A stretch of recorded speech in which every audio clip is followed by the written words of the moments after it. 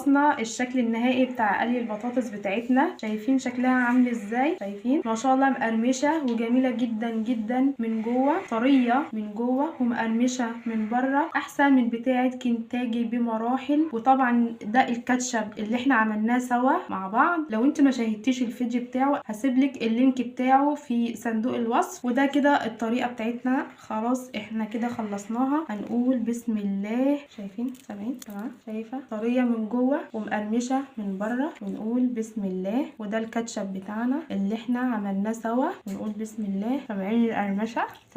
سامعين القرمشه؟